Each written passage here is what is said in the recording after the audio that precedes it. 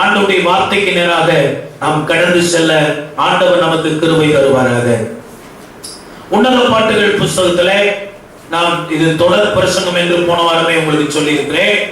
ஆமென். ஸ்தோத்திரம். உன்னத பாட்டு 6ஆம் அதிகாரம் 13ஆம் வசனத்தை ஒருவர் வாசிப்போம். திரும்பி வா திரும்பி வா சுலமித்தியே, நாங்கள் உன்னை பார்க்கும்படி திரும்பி வா. கண்களை மூடி ஜெபம் பண்ணுவோம். திரும்பி வா சுலமித்தியே, return return o Sulamite, return return, we may look upon you, we may see you again. மறுபடியும் நான் பார்க்கணும், திரும்பி வா. ஹalleluya. எம்மை உயர்ந்த ஸ்தானங்கள் மேல் வைத்ததும் நீர் அல்லவோ, எம்மை உயர்ந்த ஸ்தானங்கள் மேல் வைத்ததும் நீர் அல்லவோ, கண்மலை தேனும் வழியும் என்னையும் தருவதும் நீர் அல்லவோ, கண்மலை தேனும் வழியும் என்னையோ தருவதும் நீர் அல்லவோ, உம்மை போற்றி பாடுவோம் எங்கள் உயர்ந்த கண்மலையே, உம்மை போற்றி பாடுவோம் எங்கள் உயர்ந்த கண்மலையே. மகா பரிசுத்தமுள்ள எங்கள் நல்ல பிதாவே, எங்களோடு பேசுகிறவரே, இந்த நாளிலும் இந்த வசனத்தின் வாசலை திறந்தருளும். நீர் எங்களோடு பேசும். இயேசுவின் நாமத்தில் ஜெபிக்கிறோம் எங்கள் நல்ல பிதாவே. ஆமென். அல்லேலூயா. ஆண்டவருடைய பரிசுத்த நாமத்துக்கு மகிமை உண்டாவதாக. திரும்பி வா சுலமித்தியே, உன்னை நாங்கள் பார்க்கும்படி திரும்பி வா. போன வாரத்துல இந்த வசனத்தை வச்சு தான் நாம் தியானம் பண்ணினோம். சுலமித்தி என்பது சபைக்கு ஒப்பனையா இருக்கிறது, விசுவாசிகளுக்கு ஒப்பனையா இருக்கிறது. நேசராகிய ஆண்டவர் சபையாகிய விசுவாசியாகிய சுலமித்தியை பார்த்து திரும்பி வா உன்னை நான் பார்க்கும்படி திரும்பி வா என்று ஆண்டவர் சொல்லுகிறதை நம்ம பார்க்கிறோம். அல்லேலூயா. போன வாரத்திலே நீ திரும்பி வா, உன்னை அறை வீட்டுகளுக்குள்ளே அழைத்து கொண்டு போய் உன்னை மகிழ்ந்து கலிகூற பண்ணுவேன், என்னுடைய அன்பை நினைவுகூற பண்ணுவேன், என்னை நேசிக்க பண்ணுவேன், என்னுடைய நேசத்தினாலே உன்னை ஆராதிக்க பண்ணுவேன். worship with amen reverence. ஆமென். ஆண்டவருடைய வார்த்தை அவருக்கு பயப்படுகிற பயத்தோடு கூட பணிந்து குனிந்து அவரை ஆராதிக்கிற சாக்கியத்தை நாம் பெற்றுக்கொள்ளும்படி சுலமித்தியாகிய நாம் சபைக்கு ஓடி வரணும். அல்லேலூயா. எண்ணத்தை ஆண்டவர் பார்க்க விரும்புகிறார். 2 சேனைகளின் கூட்டத்துக்கு சமமாய் உன்னையும் என்னையும் கர்த்தர் பார்க்க விரும்புகிறார்.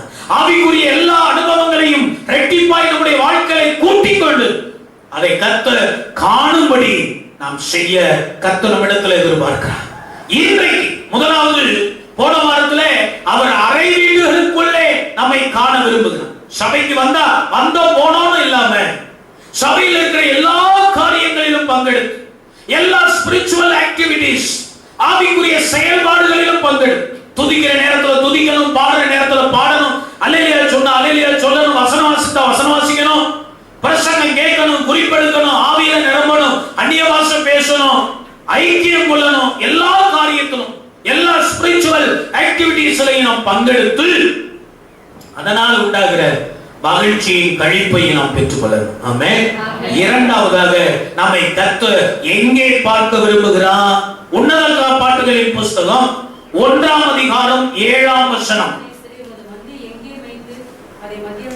என் ஆத்தும நேசரே, உமது மந்தையை நீர் எங்கே மேய்த்து அதை மத்தியானத்திலே எங்கே நீர் மடக்குகிறீர்? அல்லேலூயா. இந்த வசனத்திலே 2 மந்தையை குறித்து சொல்லி, ஒன்று ஆத்தும நேசருடைய மந்தை, my soul lovers flag, ஆத்தும நேசருடைய மந்தை. இன்னொன்று தோழரின் மந்தைகள் என்று அங்கே இருக்கு. அதே வசனத்துல கீழே வாசித்து பாத்தீங்கன்னா தோழரின் மந்தைகள் இருக்கு.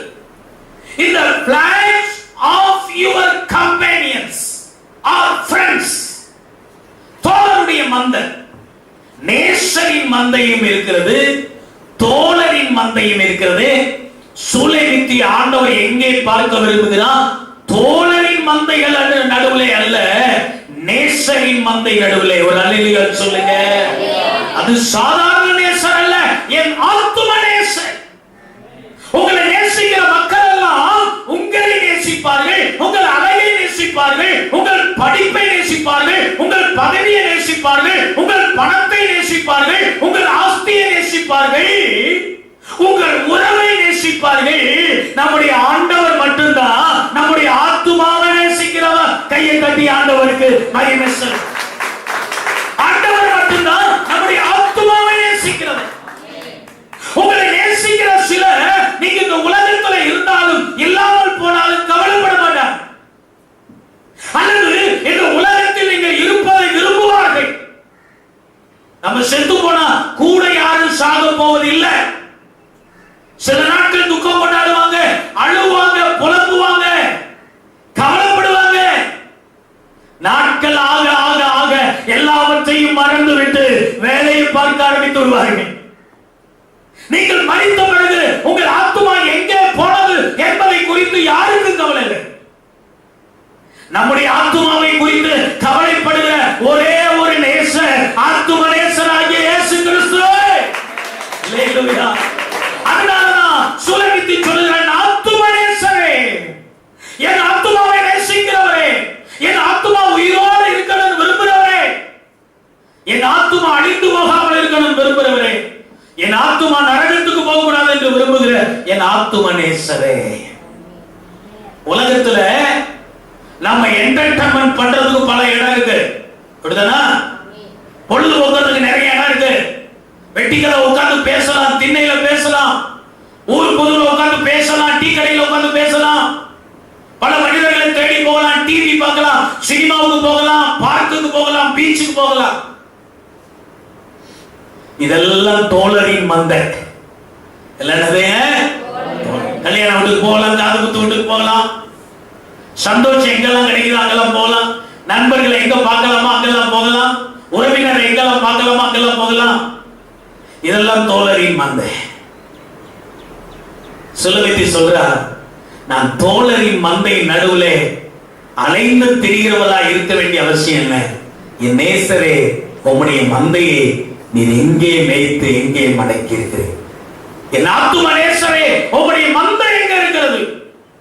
அப்போ உலகத்திலே நீங்கள் இளைப்பாறுகிற, சந்தோஷத்தை அனுபவிக்கிற பல இடங்கள் உண்டு. அவைகள் எல்லாம் உங்களை அளந்து திரிய வைந்தோ. ஆத்தும நேசருடைய மந்தை தான் திருச்சபை. அந்த சபைக்குள்ளே நீங்கள் ஓடி வரும்போது அங்கே உங்கள் ஆத்துமாவுக்கு போஜாக்கோ, உங்கள் சரீரத்துக்கு இளைப்பாறுதல் உண்டா. அந்த ஆத்தும நேசருடைய மந்தைக்குள்ளே சுலேமித்தியே, நீ ஓடி வா என்று ஆண்டவர் அழைக்கிறார். அல்லேலூயா. நீங்க எங்க இருக்கிறீங்க? ஆத்தும நேசருடைய மந்தையில இருக்கிறீங்களா, அல்ல தோழர்களுடைய மந்தையில அலைந்து தெரிந்து? இன்னைக்கு ஒரு சிலர் தோழருடைய மந்தையில அலைந்து தெரிந்து. அல்லேலூயா. ஆத்தும நேசர், உங்க ஆத்துமாவை நேசிக்கிற ஒருவரை தேடி வராம, ஆத்தும நேசருடைய மந்தையை தேடி வராமல் அநேகர் இருக்கிறார்கள். நீ தோழரின் மந்தை அருகிலே அலைந்து தெரியாமல் உன் ஆத்தும நேசரின் மந்தைக்கு ஓடிவா என்று ஆண்டவர் அழைக்கிறார். ஆத்தும நேசரின் மந்தை எப்படி இருக்கும்? ரெண்டு காரியங்கள் ஆத்தும நேசரின் மந்தையில இருக்கும். ஒண்ணு, உங்களுடைய மந்தையை, அந்த 7ஆம் வசனத்தில், உங்களுடைய மந்தையை நீர் எங்கே மேய்த்து. ஆத்தும நேசர் மந்தை என்ன செய்றாங்க? மேய்க்கிறார். அப்போ where you feed your flock, நீ எங்கே உங்களுடைய மந்தையை மேய்க்கிறீ? feed us. உங்க ஆத்துமா எங்க போஷிக்கப்படுதோ அதுதான் ஆத்தும நேசருடைய மந்தை. அல்லேலூயா சொல்லுங்க. உங்க ஆத்துமாவுக்குரிய போஷாக்கு எங்க கிடைக்கும்? சரீரத்துக்குரிய போஷாக்கு வீட்டுல கிடைக்கும், ஹோட்டல்ல கிடைக்கும், கல்யாண வீட்டுல கிடைக்கும். எந்த ஃபங்க்ஷனுக்கு போனாலும் சரீரத்துக்குரிய ஆகாரம் கிடைக்கும்.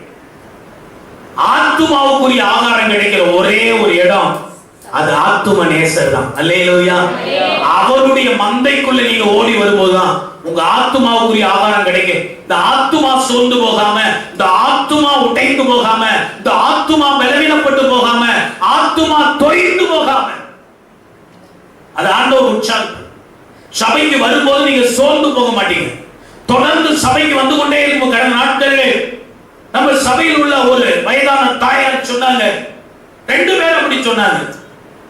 ஒண்ணு, அந்த அம்மாவை சொன்ன சாட்சி, நான் சபைக்கு வந்துகிட்டு இருக்கிற வரைக்கும் உடம்பு நல்லா இருந்தது. இப்போ 3 மாசம் சபை முடி இருந்த நிலைமையில சொன்னாங்க, 3 மாதம் சபை முடி இருக்கு, என் உடம்பு ரொம்ப பலவீனப்படும். இன்னொரு அம்மாவுடைய சொந்தக்காரர்கள் சொன்னாங்க, இந்த அம்மா சபைக்கு வந்துகிட்டு இருந்த வரைக்கும் இந்த அம்மாவுக்கு ஒரு பிரச்சனை இல்லை, சபைக்கு வர முடியாம இருந்த உடனே அந்த அம்மா ஹாஸ்பிட்டல்ல போய் படுது. பிறகு இப்போ தட்டு தடுமாறி நடந்துட்டு அவங்க சொந்தக்காரங்க சொன்ன சாட்சி. நீங்க ஆலயத்துக்கு வந்து கொண்டே இருக்கும் போது உங்க ஆத்மா உற்சாகமா இருக்கும், ஆவி உற்சாகமா இருக்கும், பலன் இருக்கும், கிருபை இருக்கும், சோர்ந்து போக மாட்டீங்க, உடைஞ்சு போக மாட்டீங்க, உற்சாகமா இருப்பீங்க. ஆத்மாவும் பலனோட இருக்கும், சரீரமும் பலனோட இருக்கும். அல்லேலூயா. இல்ல, நீங்க ஆண்டவரை ஆராதிக்க விருப்பம் இல்லாமல் அங்கு மீண்டும் அலைந்து திரிகிற ஆட்களாக இருந்தா உங்க ஆத்மா தோய்ந்து போகும். தோழரி மந்தங்கிறது 2 சொல்றேன். 1, சபையில கிடைக்கிற சந்தோஷத்தை போல லைக் திஸ், இது போல இருக்கான இது இல்ல, அந்த மாதிரி சந்தோஷத்தை கொடுக்கிறேன்னு பிசாசு வாக்கு பண்ணி உங்களை எங்கேயும் கொண்டு போகும். ஆனா இதுல மந்தையில வந்து கிடைக்கிற சந்தோஷம் வேற எங்கேயும் கிடைக்காது. நீங்க சர்ச்சுக்கு வராதவங்களை போய் கேட்டுப்பாரு, இதுல கிடைக்கிற சந்தோஷத்தை எதுலையுமே இத வந்து மீட் அவுட் பண்றதுக்கு வேற எதனாலையும் இத ஓவர் கம் பண்ண, இத டாமினேட் பண்ண, இதற்கு நிகராக்கி கொள்ள எதனாலும். அப்போ நிறைய இடங்கள் மந்தை, ஆத்ம நேசருடைய மந்தையை விட்டுட்டு தோழரின் மந்தையை போல நிறைய இடங்கள். இது 1. இளைப்பாறுதல் தேடி அலைகிற இடம், ஆசீர்வாதத்தை தேடி அலைகிற இடம், சந்தோஷத்தை தேடி அலைகிற இடம் பல இடம் இருக்கு. ஆனா ஆத்துமநேசர் மந்தையில தான் இதெல்லாம் கிடைக்கும். 2வது, மந்தையை போல இருக்கும், ஆனா உள்ள ஆத்துமாவுக்குரிய ஆதாரம் கிடைக்காத சில மந்தைகள் இருக்கு. அது சபை என்று சொல்லவே.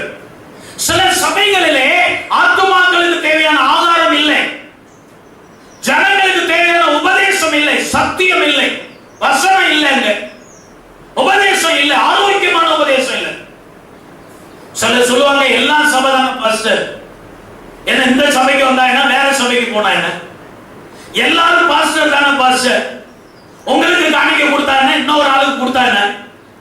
ஹலோ, நீங்க ஆத்தும நேசருடைய மந்தையில இருக்கணும், தோழருடைய மந்தையில இருக்கணும்.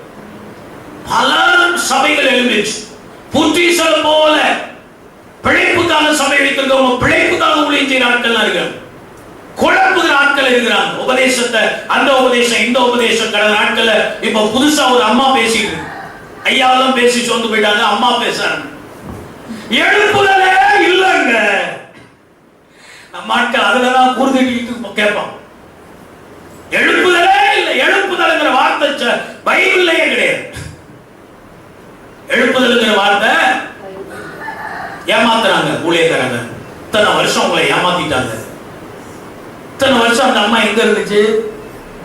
ஏதோ ஒரு சபைக்குள்ளதான் இருந்துச்சு, ஏதோ ஒரு ஊழியக்காரர் தான் அவங்கள நடத்தினாங்க, ஊழியக்காரர் ஜெபம் பண்ணி தான் ரட்சிக்கப்பட்டாங்க, ஊழியக்காரங்க போதித்து தான் அவங்க பயிற்சி எடுத்துக்கொண்டாங்க. இந்த அளவுக்கு நின்று தைரியமா பேசுற அளவுக்கு தைரியம் எங்க வந்துச்சு? சபை கொடுத்தது. பிசாசு சபைக்குள்ள இருக்கிற ஆட்களை எடுத்து நிறுத்தி சபைக்கு விரோதமா பேச வைக்கிறது. அவங்களும் வசனத்தை எடுத்து தான் பேசுவோம். இப்ப இவ்வளவு நாள் நடந்ததெல்லாம் என்ன? இதுவரைக்கும் நடந்த எழுப்புதல் எல்லாம் என்ன? சீன தேசத்துல இப்பொழுது நடந்து கொண்டிருக்க எழுப்புதல் என்ன அடையாளம், என்ன அர்த்தம்? தென்னாப்பிரிக்க தேசத்துல இன்றைக்கும் திரள் திரளா மக்கள் ரட்சிக்கப்படுறாங்க, தாராளமான அற்புத அடையாளங்கள் நடக்குது. அதுக்கு என்ன அர்த்தம், அடையாளம்? அதுக்கெல்லாம் அவங்களுக்கு கிருபை உபதேசம். கிருபை உபதேசத்தின் இன்னொரு ஃபார்ம் தான் அந்த அம்மா பேசுறாங்க. சபையை கெடுக்க, விசுவாசிகளை கெடுக்க, குளிநரிகளை போல சிறு நரிகளை போல அவர்களும் சபை நடத்துவாங்க. அந்த நாட்கள்ல, அந்த லாக்டவுன் நாட்கள்ல ஒரு ஆளு யூடியூப்ல ஒரு செய்தி போட்டார், இனிமே நீங்க எந்த சபைக்கு போக முடியாது, கவலைப்படாதீங்க, ஆன்லைன்ல சர்ச்சை நான் ஓபன் பண்றேன், லிங்க் கொடுக்குறேன், நீங்க உள்ள வாங்க. அதுல உங்களுக்கு காணிக்கை எடுக்க மாட்டோம். உங்களுக்கு அது மாதிரி மக்கள் என்ன விரும்புறாங்க அது மாதிரி அனௌன்ஸ்மெண்ட். நான் வெளிநாட்டுக்கெல்லாம் பல நேரத்துக்கு போவேன், உங்களுக்கு செய்தி எல்லாம் அதுல அப்லோட் பண்ணிடுவேன், நீங்க எப்போ வேணாலும் பாத்துக்கிறேன். ஆனா அசெம்பிளிஸ் ஆஃப் காட் திருச்சபைகள் ஆணித்தரமாக சொன்னது, என்றைக்கா இருந்தாலும் சபை ஒரு நாள் திறக்கப்படும். ஏன்னா சபையை தான் ஆண்டவர் பரலோகத்துக்கு எடுத்துக்கொள்வார். இந்த சபையை மூடிட்டு வேற எங்க இருந்த ஆத்துமாக்களை கர்த்தர் பரலோகத்துக்கு எடுத்துக்கொள்வார். அல்லேலூயா. நூதன உபதேசம். இனி சபை தேவையில்லை. கணவன் மனைவி பிள்ளைகள் இணைந்து ஆராதித்தா அந்த வீடே ஒரு சபையா மாறுது. நமக்கு 5 மாசம் லாக்டவுன்ல வேற வழியே இல்லை, அதனால சபையில் ஆராதித்தோம். அந்த ஆராதனையை கர்த்தர் அங்கீகரித்தார். ஆலயம் திறந்த பிறகும் ஓபனிங்ஸ் இருந்த பிறகும் நீ வீட்டுல உட்கார்ந்து ஆராதித்தியே என்று சொன்னா அந்த ஆராதனையை கர்த்தர் அங்கீகரிக்க மாட்டார். ஞாயிற்றுக்கிழமை ஆராதிக்கிற நாள் இயலாமை சில ஆப்ஷனை விதிவிலக்க மெயினா எடுத்துக்கிட கூடாது. நம்ம சிலருக்கு இப்ப 65 வயசுக்கு மேல உள்ளவங்க வர முடியல. அப்படி வராதவங்களை பத்தி இப்ப ஒண்ணும் கேள்வி இல்லை, ஆண்டவர் கணக்கு கேட்க மாட்டாரு. ஏன் கண்டிஷன் அப்படி? சிலுவையில தொங்கின கல்ல ஞானசானம் எடுத்தானு சில ஆள் கேட்டுட்டு இருப்பாங்க. அவன் இறங்கி வர்றதுக்கு வாய்ப்பே இல்லை. கொஞ்ச நேரத்துல சாக போறான், அவனை பரலோகத்துக்கு ஆண்டவர் எடுத்துக்கிட்டாரு. பரதேசியில் இருப்பாய் ஆண்டவர் சொல்லிட்டாரு. இப்ப நாம எத்தனை பேர் கல்லனை போல அடித்து தொங்கிட்டு இருக்கிறோம்? அது விதிவிலக்கு. அதை எடுத்துக்கிட்டு நானும் ஞானசானம் எடுக்காம இருந்தா பரலோகத்துக்கு போயிடுவேன்னா நீ ஏமாளி, கோமாளி. அல்லேலூயா. அப்போ ஆத்துமனேசருடைய மந்தைக்கு வா, தோழர்களுடைய மந்தையிலே துருபதேசம் போதிக்கிறவன் அட்ராக்ஷனா சர்ச்சை கட்டி வச்சிருப்பான், இடத்தை வச்சிருப்பான், அட்ராக்டிவா சிரிப்பான், பேசுவான். அவன் கண்டிக்க மாட்டான். ஏன்னா உன் ஆத்மாவை குறித்து அவனுக்கு கவலை இல்லை. அவன் பிசாசினால் அபிஷேகம் பண்ணப்பட்டு அனுப்பப்பட்டான். அங்க போய் அலைந்து திரிந்து கொண்டிருக்காம ஆத்துமனேசருடைய மந்தைக்கு ஓடி வர வேண்டும். அல்லேலூயா. அப்போ எங்கே மந்தையை போஷிக்கிறோம், ஆத்துமா எங்கே போஷிக்கப்படுகிறதோ அதுதான் ஆத்துமனேசரின் மந்தை. இரண்டாவது, உங்களுடைய மந்தையை மத்தியானத்திலே எங்கே மடக்குகிறீர்? Where you make it rest at noon. Rest, make us to rest, feed us your soul, make us to rest. எங்கே உங்களுக்கு இளைப்பாறுதல் கிடைக்கும்? வெயில் ஏறின போது இந்த செடிகள் வாடி போய் தீந்து போனதா? ஆண்டவரை ஏற்றுக்கொண்டிருக்கோம், சந்தோஷமா ஆண்டவரை ஏற்றுக்கிட்டு சபைக்கு வந்துட்டு இருக்கோம். வெயில் ஏறும். நமக்கு உலகத்துல பல உபத்திரம் உண்டு, துன்பங்கள் உண்டு, துயரங்கள் உண்டு, வேதனைகள் உண்டு, கஷ்டங்கள் உண்டு, நஷ்டங்கள் உண்டு. அப்படி வெயில் ஏறும் போது மத்தியானத்துல உங்களுடைய மந்தையை நீர் எங்கே மடக்குகிறேன்? அப்போ ஒரு சபைங்கிறது 2 காரியத்தை செய்யணும். ஒன்று, உங்கள் ஆத்துமாவிலே நீங்க வளர, ஆவிக்குரிய வாழ்க்கையில வளர அந்த சபை உதவி செய்யணும். அல்லேலூயா. வசனத்தை சொல்லி கொடுக்கணும், ஆலோசனை கொடுக்கணும், பயிற்சி கொடுக்கணும், உங்களை பயன்பட வைக்கணும், உங்களை வளர வைக்கணும், ஆவிக்குரிய காரியங்களை முதிர்ச்சி அடைய வைக்கணும். இதெல்லாம் சபை செய்யணும். அதுதான் நேசரின் சபை, ஆத்துமனேசருடைய சபை. இரண்டாவது, உங்கள் சரீரத்துக்கு உலக பிரகாரமான காரியத்துல உங்களுக்கு இளைப்பாறுதல் வர பாடுபடுவேன். உலகத்துல வியாதி வருது, பிரச்சனை வருது, கஷ்டம் வருது, நஷ்டம் வருது, வேதனை வருது. அவைகளிலே சபை உங்களை சந்தித்து, உங்களை உற்சாகப்படுத்தி, உங்களுக்காக ஜெபம் பண்ணி நீங்கள் உலக பிரகாரமான இளைப்பாறுதலை பெற, உலக பிரகாரமான கஷ்டங்களை அதை மீறி நீங்கள் ஆண்டவருடைய ஆசீர்வாதங்களை சுதந்திரிக்க சபை உங்களை வழி நடத்த வேண்டும். அல்லேலூயா. இந்த 2ம் எங்க இருக்குதோ அதுதான் ஆத்துமனேசரின் சபை. ஆவிக்குரிய வளர்ச்சி எங்க இருக்கு? உலக பிரகாரமான இளைப்பாறுதல் எந்த சபையின் மூலமாய் உங்களுக்கு கிடைக்குது? எந்த சபையின் ஜெபத்தின் மூலமா உங்கள் கஷ்ட நஷ்டங்கள் தீர்க்கப்படுகிறது? சிலர் அதை பப்ளிசிட்டி பண்ணி நோட்டீஸ் அடிச்சு ஒட்டுவாங்க. திருச்சபைகள் அதை செய்வதில்லை. எவாஞ்சலிஸ்ட் அதை பண்ற. நம்ம சபையில 2001ல இருந்து எத்தனையோ அற்புதம் நடந்திருக்கு. நாம நோட்டீஸ் அடிச்சு விளம்பரப்படுத்துறது இல்லை. ஆனா எவாஞ்சலிஸ்ட் ஒரு சின்ன மீட்டிங்ல அவங்க ஒரு தலைவலி சுகமானாலும் போட்டோ பிடிச்சு போட்டு எங்க சபை அதுல ஒரு கூடுதலா 25 வருஷமா தலைவலி இருக்கு. தலைவலி சுகமாச்சுன்னு சாட்சி சொல்ல வரும்போது கூட அவங்களுக்கு அந்த கான்செப்டே இருக்காது. இந்த கேள்வியை ரெடிமேடா கேட்பாங்க, எவ்வளவு நாள் இருந்தது யோசிச்சு பார்ப்பாங்க. தலைவலி பிறந்ததுல இருந்து தான் வருது இல்லையா?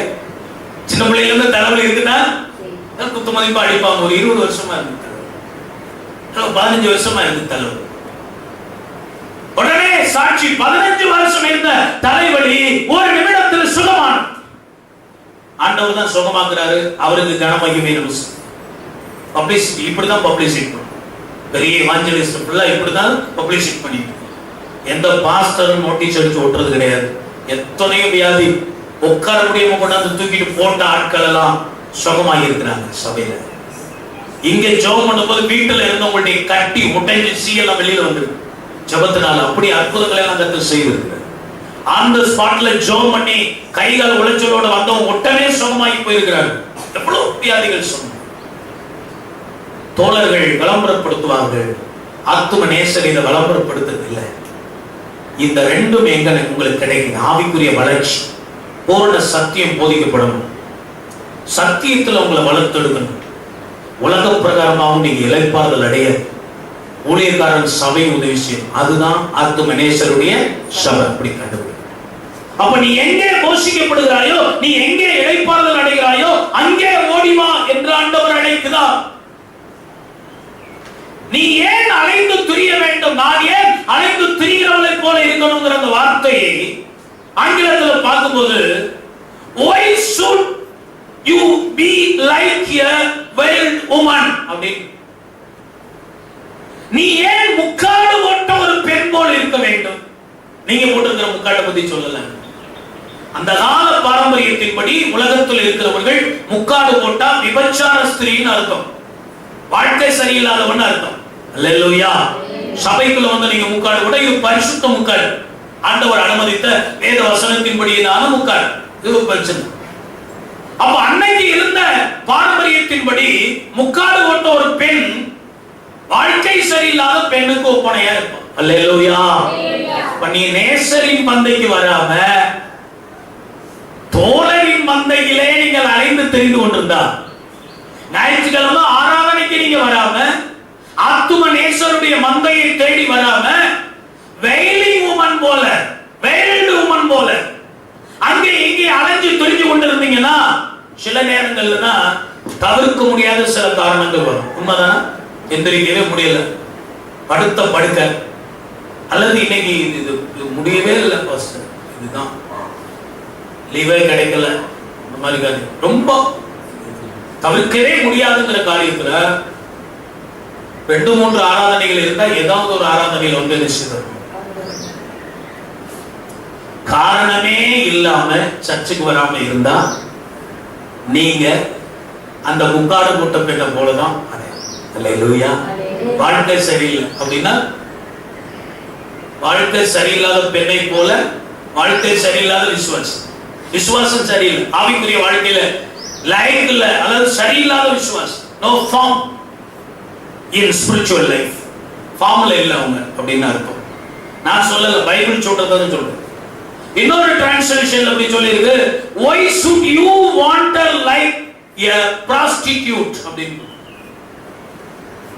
wild woman அப்படிங்கிற அந்த வார்த்தைக்கு இன்னொரு டிரான்ஸ்லேஷன்ல பயன்படுத்தப்பட்ட வார்த்தை prostitute. prostitute என்ன? விபச்சாரம். விபச்சாரம். ஞாயிற்றுக்கிழமை ஆராதனைக்கு வராம, ஆவிக்குரிய காரியங்களில் ஈடுபடாம அங்கும் இங்கும் அலைந்து திரிகிறவர்களுக்கு ஆண்டவர் கொடுக்கிற வார்த்தை prostitute, wild woman. ஜோமன் ஞாயிற்றுக்கிழமை ஆத்தும நேசரை தேடி ஓடுவார். ஆத்தும நேசருடைய மந்தையில நான் இருக்கேன். 5 மாசம் அப்படித்தானே ஜெபம் பண்ணணும். நம்ம எப்ப ஆண்டவரே ஆலயம் தர, இனி இந்த வார்த்தை எல்லாரும் சொல்லி ஜெபம், இனி ஒரு ஞாயிற்றுக்கிழமை நான் விடாம வருவேன் ஆண்டவரே. இனி ஒரு ஞாயிற்றுக்கிழமை கூட நான் அலைந்து திரிய மாட்டேன், அங்கும் இங்கும் உமக்கு தான் முதலிடம். அப்படி அப்படி நம்ம உற்சாகப்படுத்தினாங்க, அப்படித்தான் நடந்தது, எல்லாம் நடந்தது. ஆனா ஒரு வாரம் கூட அதை தக்க வைத்துக் கொள்ள முடியாது. 2வது வாரத்துல புஸ்தகம் போயிச்செல்லாம். அப்புறம் எங்க அவருடைய அவருடைய இடத்துக்கு நம்ம போக போறோம். ஆத்துமனேசர் இருக்கிற இடத்துக்கு எப்படி போறது? அவருடைய மந்தைக்கே இடைவிடாம வர முடியலையே, பரலோகத்துக்கு எப்படி நம்ம போக போறோம்? அல்லேலூயா. அப்போ அலைந்து திரிகிறவளை போல இருக்க வேண்டியது என்ன? ஒரு வேசியை போல அலைய வேண்டியது. நான் இதை சொல்றது கொஞ்சம் கடினமாகத்தான் இருக்கிறது, ஆனா வேற வழி இல்லை. சபைக்குள் இருக்கிறவர்கள் ஆண்டவர் எப்போ வருவாருன்னு தெரியாது. எப்போதும் ஆயத்தமாய் விழித்திருக்கிறவர்கள் தான் ஆண்டவர் பரலோகத்துக்கு எடுத்துட்டு போகிறார். அல்லேலூயா.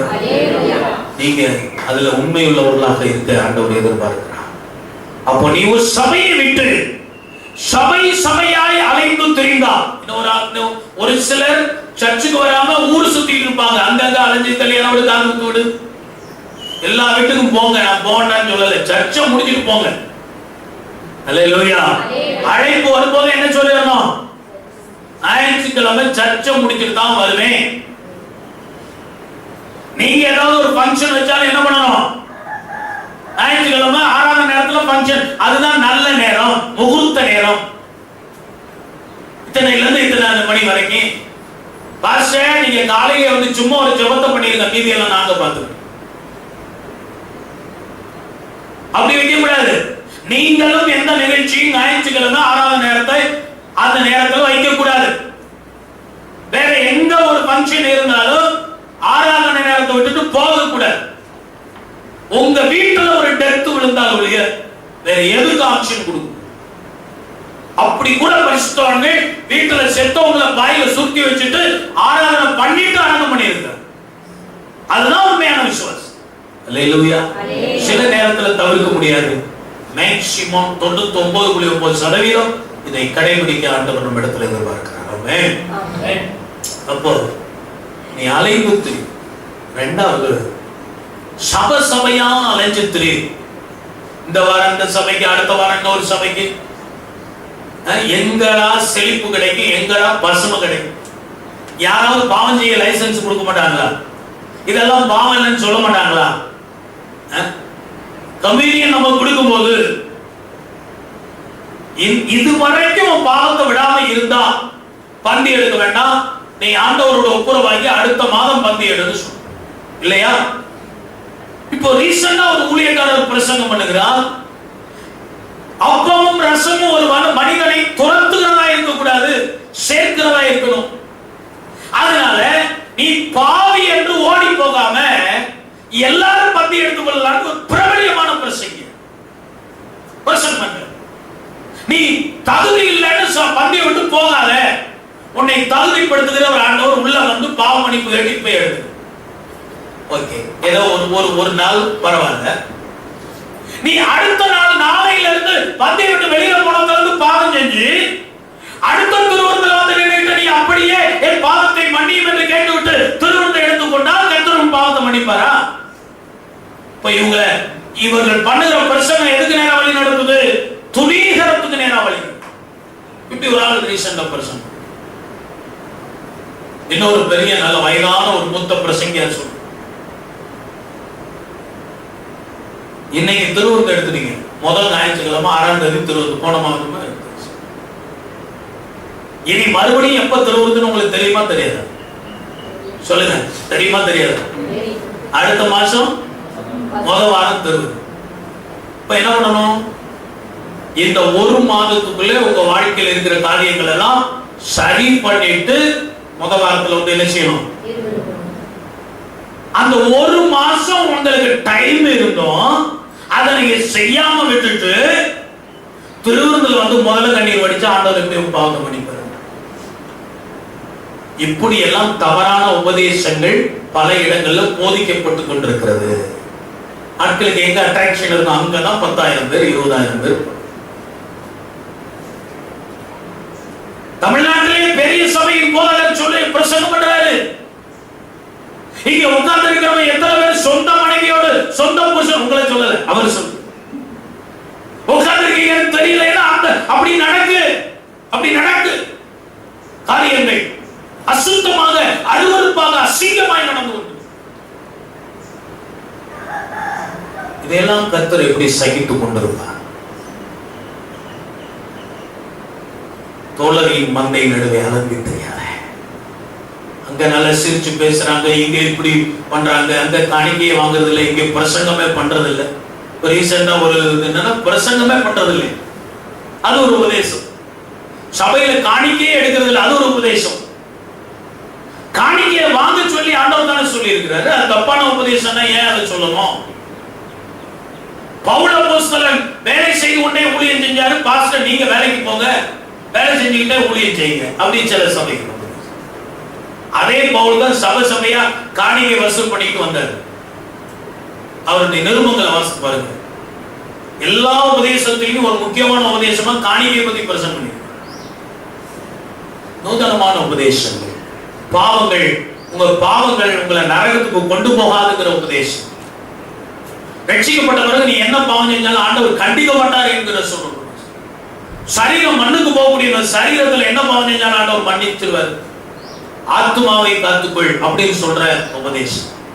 அதாவது நீ பாவம் பண்ணிட்டு நல்ல ஜெபம் பண்ணிரு, நல்லா பைபிள் படிச்சிரு, சர்ச்சுக்கு போயிரு, என்ன பாவம்னாலும் பண்ணிரு, அது உன் ஆத்மாவை பாதிக்காதுன்னு சொல்ற உபதேசம். இதெல்லாம் தவறான உபதேசம். இந்த மந்தைகளுக்கெல்லாம் அங்க எங்கேயும் அலைஞ்சு தெரிஞ்சேன்னா நீ வேசியை போல நாண்டவர், பிராஸ்டிடியூட் போல நாண்டவர். உனக்கு கர்த்தர் ஒரு சபையை கொடுத்திருக்கிறார், அதுதான் ஆத்தும நேசரின் சபை. உன் ஆத்துமாவை எந்த சபை நேசிக்குது? உன் பாக்கெட்ல இருக்க பணத்தை நேசிக்காத சபை, வேற ஒன்றை நேசிக்காத சபை. உன் ஆத்துமா பரலோகத்துக்கு போகணும் அப்படின்னு எந்த சபை நினைக்குது? அந்த ஆத்துமா ஈடேற எந்த சபை பாடுபடுது? எந்த ஊழியக்காரர் அதுக்குரிய சத்தியத்தை போதிக்கிறார், பாவத்தை கட்டிந்து கொள்ளுகிறார், ஆலோசனை சொல்லுகிறார், அந்த சபைக்கு போ. அதுதான் ஆத்தும நேசரின் சபை. எந்த சபையில இளைப்பாறுதல் கிடைக்கிறாதான் வேற சபையா அலைஞ்சு தெரியாம, கூட்டம் கூட்டமா அலைஞ்சு தெரியாம, அங்க பைபிள் ஸ்டடி நடத்துறான், இங்க நடத்துறான், இங்க மந்தை எங்கே? ஆத்தும நேசரின் மந்தை எங்கே? ஏன் நீ தோழரின் மந்தையிலே அங்கும் இங்கு அலைந்து திரிந்து கொண்டிருக்கிறார்? ஒண்ணு உலக காரியங்களிலே நீ சமாதானத்தை தேடி அலைகிற, இல்லன்னா சபையா உபதேசத்தை தேடி ஆசீர்வாதத்தை தேடி அலைஞ்சிருக்கு. ஆத்தும நேசரின் சபைக்கு ஓடிவா. நான் எப்படி என் ஆத்தும நேசரின் மந்தையை கண்டுபிடிக்கும்? உன்னத பாட்டு 1:8.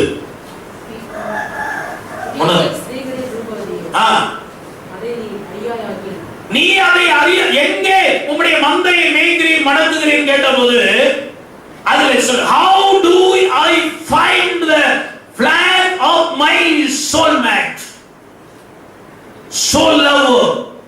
நான் எப்படி இந்த மந்தையை கண்டுபிடிப்பது? நீ அதை அறியாயாக. if you don't know, மந்தையின் காலடிகளை தொடர்ந்து போய் follow in the footsteps of the flag. நீ மந்தையின் காலடிகளை பின்பற்று. எது நல்ல சபைன்னு உனக்கு தெரியலையா? எது ஆத்தும நேசரின் சபைன்னு தெரியலையா? எது சத்தியம் போதிக்கிற சபைன்னு தெரியலையா? எது இளைப்பாறுதல் கொடுக்கிற சபைன்னு தெரியலையா? ஒழுங்க சர்ச்சுக்கு போறவனுடைய காலடியை பின்பற்றி போ. இடைவிடாம கர்த்தரை ஆராதிக்கிறான், இடைவிடாம சபைக்கு போறான், இடைவிடாம ஜெபம் பண்றாங்க, இடைவிடாம ஊழியம் செய்றாங்க, இடைவிடாம ஆண்டவருக்காக பிரயாசப்படுறாங்களே, அந்த நல்ல மந்தைகளின் காலடி தடத்தை தொடர்ந்து போ. உத்தமியான விசுவாசியை பின்பற்று. அப்போ நீ நேசரின் சபையை கண்டுபிடிச்சிடலாம். அல்லேலூயா. ஒரு சபையில நிக்காதவன் ஓடுதானி பாரு, எங்கே ஓடிட்டு. சில நேரங்கள்ல நமக்கு சில இடங்கள்ல இருக்க முடியாது. நான் அது பல தடவை உங்களுக்கு சொல்லியிருக்கேன்.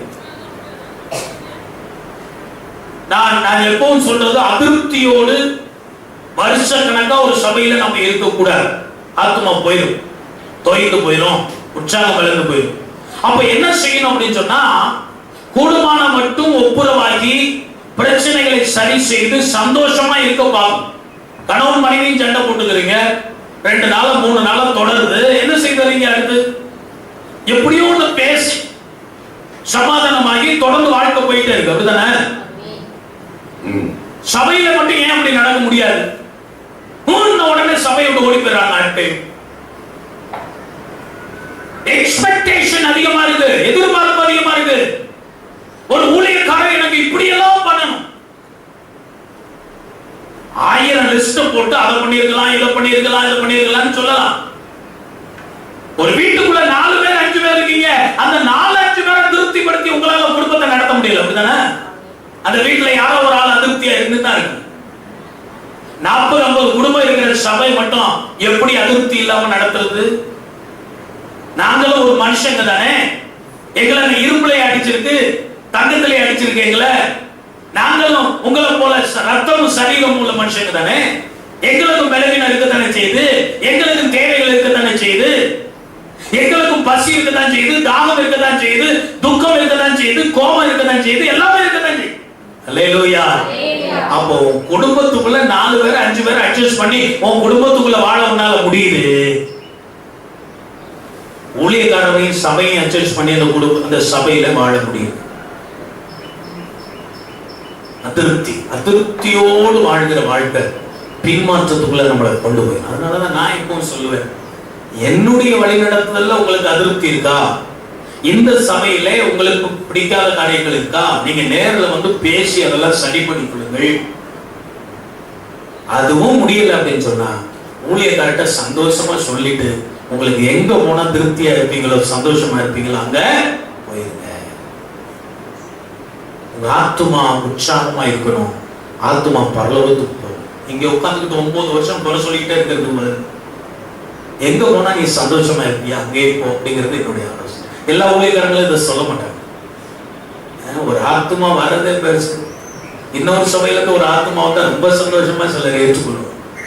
நான் ஒரு நாள் அப்படி சந்தோஷப்பட்டதே கிடையாது. ஏன்னா அந்த மேய்ப்பனுடைய இருதயம் வேதனைப்படும். இந்த விசுவாசிக்காக இவ்வளவு பாடுபட்டேனே, இவ்வளவு ஜெபம் பண்ணனே, இவ்வளவு பிரயாசப்பட்டனே, என்னை விட்டு போயிட்டாங்களேன்னு அவங்க துக்கப்படுவாங்க. அது நமக்கு சாபமா போயிடக்கூடாது. நான் ரொம்ப யோசிப்பேன். காரணம் இல்லாமல் யாரையும் சபையில ஏற்றுக்கொள்ள கூடாது. நியாயமான காரணம் இருக்கணும். நான் எத்தனையோ முறை பயிற்சி பண்ணையா, என்னோட ஒப்புரவாக அவங்க விரும்பல, என்னால அங்க எனக்கு இருக்க முடியல. வருஷ கணக்கா ட்ரை பண்ணேன், மாச கணக்கா ட்ரை பண்ணேன், என்னால முடியல. நான் இப்போ என்னை நீங்க ஏற்றுக்கொள்ளலன்னா பின்வாங்கித்தான் போகணும், வேற வழியே இல்லை. அல்லது எங்கேயோ உருப்படி இல்லாத ஒரு சபைக்கு தான் நான் போகணும். இதெல்லாம் பார்த்து தான் ரீசனபிளா இருந்தா மட்டும்தான் சபைக்குள்ள ஏற்றுக்கணும். காரணம் இருந்தால் மட்டும்தான்.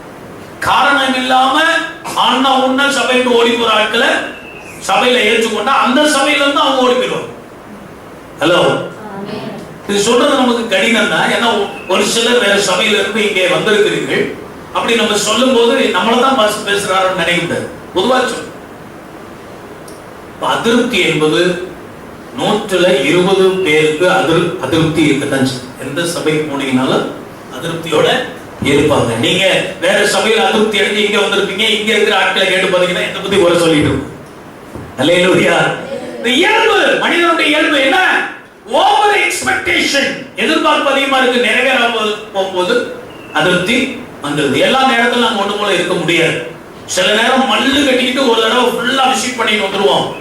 சில நேரம் 2 மாசம் விசிட்டிங் போக முடியாது. சூழ்நிலை அப்படி இருக்கும். சிலருக்கு சில நேரத்துல தாராளமா பொருள் உதவி செய்ய முடியும், சில நேரத்துல முடியாது. அப்போ பாஸ்டர் செஞ்சாரு, இப்ப ரொம்ப கெட்டு போயிட்டாருன்னு. சூழ்நிலை எல்லாருக்கும் ஒண்ணு போல செய்ய முடியாது. இவைகள் எல்லாம் புரிந்து கொள்ள வேண்டும். அப்போ ஆத்தும நேசரின் சபையை காணணும்னா உண்மையா ஒழுங்கா கர்த்தரை ஆராதிக்கிறோம் பாருங்க, அவங்கள பின்பற்றி வாங்க. ஆத்தும நேசரின் சபையை கண்டுபிடிச்சாங்க. அல்லேலூயா. இரண்டாவது, மேய்ப்பரின் கூடாரங்கள் அண்டையிலே தேடி வா. beside the shepherds tents, மேய்ப்பரின் கூடாரத்துக்கு வா.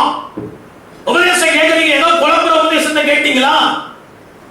தவறான உபதேசம், நூதனமான வேறொரு உபதேசம், இங்க இருக்கிற உபதேசத்தை விட வேறொரு உபதேசம் கேட்டீங்களா? உடனே ஊழியக்காரர் இடத்துல வர. இப்படி ஒண்ணு கேட்டான் பாஸ்டர், எது சரி தப்பு? இப்படி ஒரு மீட்டிங் நடக்குது பாஸ்டர், போகலாமா வேண்டாமா? இப்படி ஒரு ஊழியக்காரர் கூப்பிட்டாரு, இப்படி ஒரு விசுவாசி கூப்பிட்டாரு. எல்லாவற்றையும் ஓப்பனா ஊழியக்காரங்கள்ட்ட என்னைக்கு பேசி படுகிறீங்களோ அன்னைக்கு நீங்க நல்ல விசுவாசியா இருப்பீங்க. நேசரின் மந்தையில தொடர்ந்து நிலைச்சிருப்பீங்க. ஒரு விசுவாசி ஆரம்ப நாட்கள்ல நல்ல உற்சாகமா ஊழியம் செய்து ஆத்துமாக்களை கொண்டு வந்தார். இன்னொரு ஊழியக்காரர் போய் அவர்கிட்ட சொன்ன வார்த்தை, நீங்க நல்ல ஆத்துமாதாயம் பண்றீங்க, உங்க மூலமா 10-20 குடும்பம் ரட்சிக்கப்பட்டிருக்காங்க, நீங்க அந்த ஊர்லயே ஒரு கொட்டையை போட்டு நீங்களே பாஸ்டர் ஆக கூடாது. அல்லேலூயா. இது யாருடைய உபதேசம்? அப்ப அவர் நல்ல வேலைக்கு என்கிட்ட வந்து சொன்னாரு, பாஸ்டர் இப்படி ஒருத்தர் சொல்றாரு பாஸ்டர், நான் சொன்னேன், உங்களுக்கு ஊழிய அழைப்பு இருக்கா? ஊழிய அழைப்பு இருந்தா உங்களை நான் பயிற்சி கொடுத்து உங்களை ஊழியக்காரரை மாத்துறேன். ஒரு ஊழியத்தை கொடுத்து செய்யுங்க நீங்க. இப்ப சொன்னாரு, எனக்கு ஊழியம் முழு நேரமா ஊழியம் செய்யற அழைப்பு எனக்கு இல்ல. ஒரு சபையில இருந்து தான் ஆத்துமாக்கள் ஆதாயம் பண்ணி சபைக்கு பிரயோஜனமா இருக்கணும். அப்ப அதை பண்ணு. இனி ஒரு நாள் இவன் சொன்னா அவன் சொன்னான்னு மண்டையை செய்யக்கூடாது, லூஸ் பண்ணக்கூடாது. நிறைய பேர் அப்படித்தான் யோசி.